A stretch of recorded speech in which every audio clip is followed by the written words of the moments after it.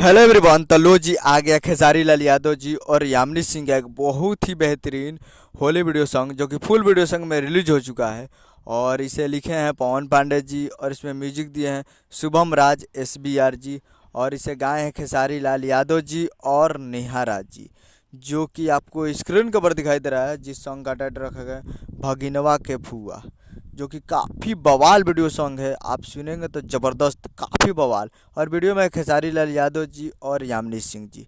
तो जाइए और जाकर इस वीडियो सॉन्ग को सुनिए और दिल को छू जाएगा। आप इस वीडियो सॉन्ग को सुनिएगा तो काफ़ी बवाल सॉन्ग है। तो आप लोग जाइए और जाकर सारे गामा हम भोजपुरी यूट्यूब चैनल पे फुल वीडियो सॉन्ग जाकर सुन सकते हैं, जो कि काफ़ी बवाल है। तो आप लोग देखिए और प्यार दीजिए।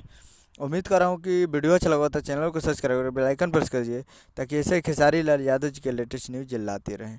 और जाइए और जाकर सारे गामा हम भोजपुरी यूट्यूब चैनल पे जाकर बवाल वीडियो को देखिए और प्यार दीजिए। तो जाइए और जाकर देखिए सारे गामा पे। उम्मीद कर वीडियो अच्छा लगा तो वीडियो को एक लाइक कर दिए। मिलते हैं अगले वीडियो में, तब तक के लिए जय हिंद, जय भोजपुरी।